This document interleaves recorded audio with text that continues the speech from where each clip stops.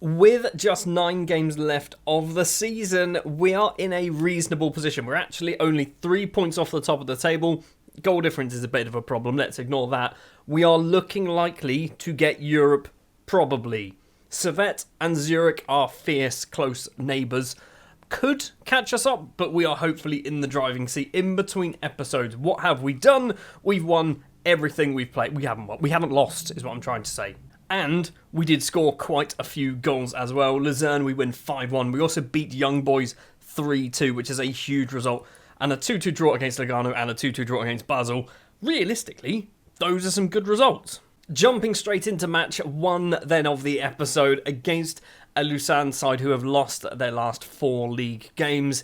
We should be able to beat them. Obviously, looking at our recent form, it's not great. There's a defeat and 2 draws, but we have managed to beat Young Boys very recently. And Young Boys and St. Gallen, I think, played... I don't think they played each other. And Young Boys are now... What's that? I didn't even see. Is it 6 points clear at the top of the table? A win here could technically put us into second if we score a lot of goals, which we probably won't. In order to score some goals, we do also have to have some highlights, and we are half an hour in, and yeah, none. Not a single highlight to talk about. 4 shots apparently, haven't seen any of them. 10 seconds left to play of the first half, and we have finally got ourselves a highlight. Ribeiro with the ball for us. Abrashi has to probably go backwards to the goalkeeper. Questionable pass, I think, that one. Not really sure why we did that one. Ribeiro, left-hand side is Schmid. On the wing is Sene, our top goal scorer. We've also got Han up front, who is our second top goal scorer. Sene plays the ball forward. Pusic controls it well. His effort is not very good. Dior can save it, and it's cleared for a throw. And that was it for the first half. Lucerne did nothing. Literally no shots whatsoever. They had 50-50 possession pretty much, but nothing at all. I mean, I'm going to point finger. I'm not happy. We haven't done anything at all. No subs at half-time either, which might be a good thing, it might be a bad thing. I'm hoping the team talk has given them a little bit of fire in their belly to hopefully do something in the second half. Hands controlled this well. The North Korean can go off towards that left-hand side, wearing gloves apparently. I guess it is Switzerland, high up in the mountains. Sacco, terrible, loses out, which is good for us. Han on that left-hand side, 3 in the box. Schmid, somebody needs to cross this in. Herc, outside the area, finds Kawabe. He's gone for a curling effort, and Kawabe gets his 4th goal of the season, tucks it away nicely. 6 minutes played in the second half, and we finally have a goal. And seconds, literally seconds after the goal, another highlight, and good news for us, the North Koreans nicked it. Kawabe back to Schmid, terrible pass from Schmid, and possibly Lucerne can come forward with the ball. Sacco on their right-hand side. Schmid's putting on some pressure. Sene's closing down Alakouche. It's now gone to Kone. Now Capo lose the ball. Yes, he does, the goal scorer. Sene plays it through. Kawabe through to Han. Is Han going to get there first? He does, but it's a very good stop from the keeper. And that is also Petar Pusic's day up. Not really sure what happened. It just kind of pinged in. So a potential lower leg injury could be quite disastrous. Morandi's going to come on the right-hand side. I'm looking at Abrashi as well, who's having an appalling game. Lili, whatever his name is, he's going to come on instead. Now, obviously, if it stays this way, we are going to pick up the 3 points, but it's not the most convincing result against a team who struggle to win games. Aragoni on the right for us, 62nd minute of the match. Can he whip the cross in? No, he can't. Kawabe to Aragoni, now eventually crosses it in. Sene's there, he's hit the bar, and Lucerne can clear their lines, and the highlight is probably going to end. Please end. It did eventually end. We've had plenty of chances. 12 shots, 5 on target, XG of 1.5, and we've got 1 goal to show for it. Morandi's come on. He's been appalling. We're going to take off Han for Francis Momo. No, we'll do Jung Sang Bin. That's what we're going to do. Our 3rd substitution. It's not our final substitution. Yes, it is, because we've done 3 breaks. No, it isn't. We've got 1 more break to do. We can do our 2 more subs. I don't know why we're doing this. Loosely's coming off for Dantas because Loosely's booked, and I want to play Dantas. We're also going to do Aragoni for Bolla, and that is now all of our subs. We've got 2 minutes left to play. Maybe we can get ourselves a 2nd goal. A win's a win, but it's not the most convincing. There you have it then. 3 points in the bag, and boring, wasn't it? Well, not boring. Boring's not the right word. Unconvincing, I think, is the way we'll go. But that does keep us 4th place in the table. We are now 9 points clear of our closest rival, Zurich. It's looking very likely that we're going to be in Europe. We're now going to go forward to the other side of an international break. And I think we're playing Sion. They're bottom of the table. That's probably going to be a 1-0 win as well. Oh no, we are not going to be playing Sion. We have our youth intake. And it's an average intake, despite the fact that earlier on they were saying it was going to be an excellent intake. We have ourselves a potential goalkeeper. I mean, Tripanez, who is currently 1.5 star current ability, potentially could be good. I'm going to take a look at these players, and I'm going to show you some of the best ones. Nicholas Tripanez is looking good. He is looking very, very good. He is most definitely being signed to a contract. Günther Forrenbach, possibly, German defender, looks quite interesting. He's definitely not a left back. He's 6'4" and has no real ability to run. He's a centre back. Now, he looks not great because all of his numbers are 8s. But bump them up a couple of numbers, suddenly they're all into the 11s and 12s, and he actually starts to look like a half-decent footballer. So Forrenbach, I think, might be okay. And then we're just kind of left with players like Flavio Marin, who apparently have some potential, but I'm not fully convinced at the moment. Helder Borba, again, looks okay. I think he might be alright. He might survive the cull. And Kirill Limonov, who is a Macedonian goalkeeper, I mean, he could be good, couldn't he? It's very difficult to tell with young goalkeepers. He's only 15. He's going to turn 16 in a couple of months. Limonov might be okay. Are you part Swiss, fella? You are. That's good. So, yeah, that was our youth intake, and it wasn't amazing, was it? Maybe in the next couple of years, we'll get a better intake. Now, we're going to go forward and play Sion. Now, we don't normally start on this screen for matches, but I kind of feel like I need to show you what I've done with my formation.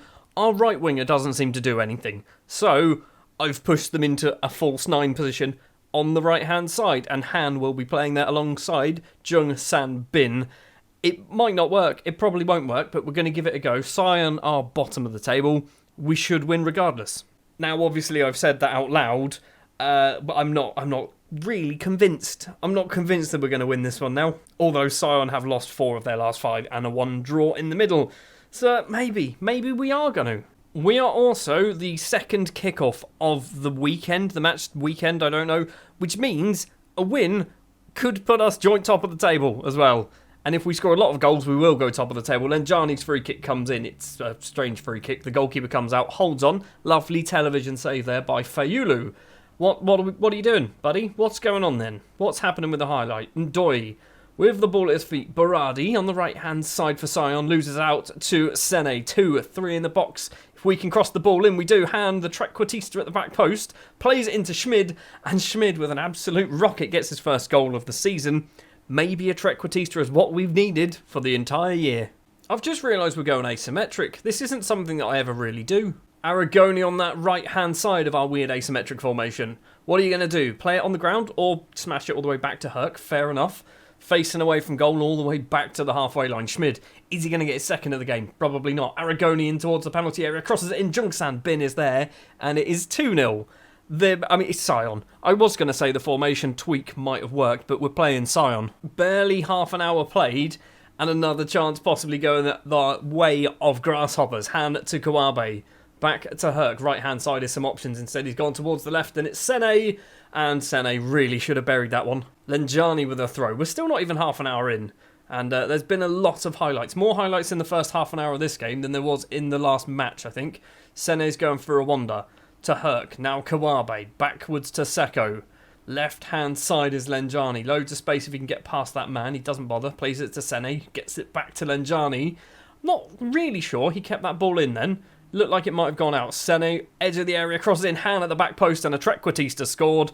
Trequartistas are a position that I don't think I've ever played. He's not a trequartista, he's a false 9. He's playing as a false 9, isn't he? Not a trequartista. Still, it's 3-0. It's at this point, if you've only just joined this series, or me as a YouTuber, that you realise I don't know what I'm talking about. But that's fine because we're getting results on the pitch, right? That's how it works. Boer with it, plays it back to Cipriano. Zuffi, ball forward. Aragoni and Boer both with injuries. Maybe they had a little fight. Great slide tackle block there. That was superb. And unfortunately, it's coming back our way. Maybe not. Jungsan Bin, Tahan. Where are you going to go? Plays it through to Jungsan Bin. The 2 Koreans, one from the north, one from the south. Should be forward. It's a wonderful block there from the defender. Jungsan Bin's not going to keep it alive. Instead, he's going to win a free kick. That'll do. We're not going to see the free kick, but we won one. Are we playing well? We've had 9 shots, scored 4 goals. And is it working? I mean, obviously it's working. We're 3-0 up. Is it working because it's Sion, or is it working because it's the tactic? Probably should have done a sub at half-time. Alan Aragoni, obviously, with his injury, maybe shouldn't be playing, and we do have Boller, the Wolves low knee, sat on the subs bench, who is ridiculously good. He should not be sat on the subs bench, but we've got 2 really good right backs, so, you know, the player who isn't ours is normally the one who gets sacrificed. Adrian?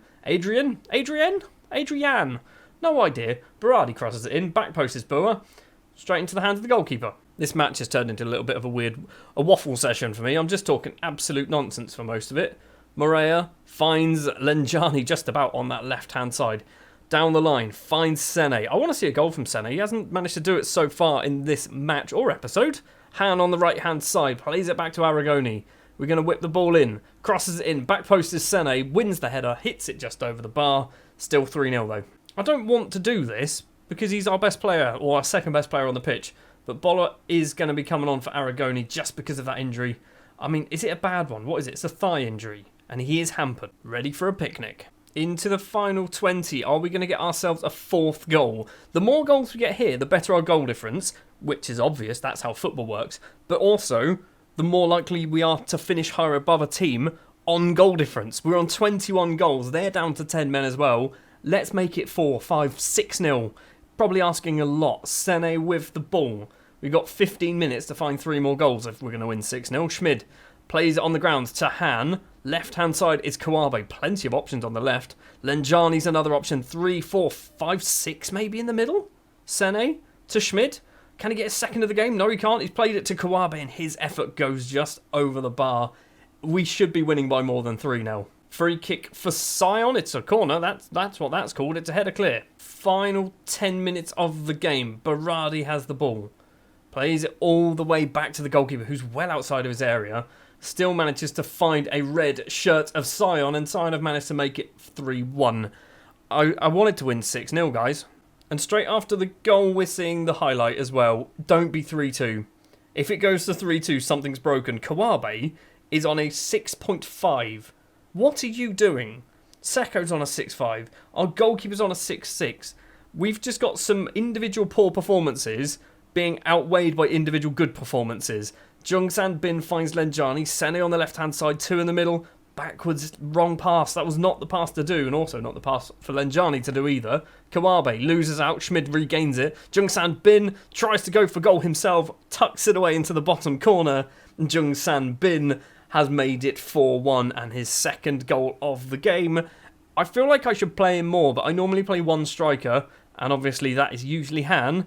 Jungsan Bin is maybe proven that we should give him more opportunities. There's been a lot of highlights in this game.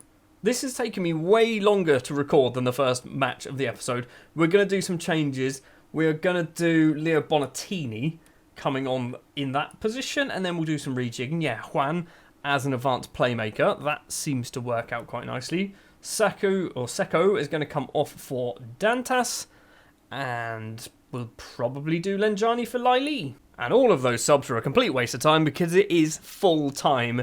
It's a 4-1 win. I mean, did this formation change work? I'm going to say yes, it did. It worked so well that we're up to 2nd place in the table. Although, we're going to go forward to see how it looks after 29 games, because that's kind of the real... That's what the table actually is. Back down into 3rd. But that's fine. That was kind of expected. St. Gallen are pushing us every single step of the way, but if we have a quick look at the rules, the top 4 teams get Europa League 2 qualification. Obviously, Champions League for the winner. Everyone else gets Europa League 2 qualification. So we just need to finish in the top 4. Although, it does say depending on the winner of the Swiss Cup. So probably want to be aiming for 3rd. Or we win the Swiss Cup is also another option.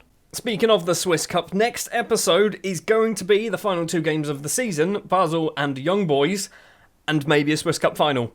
Because, you know, we've got to play Basel in the semi-final.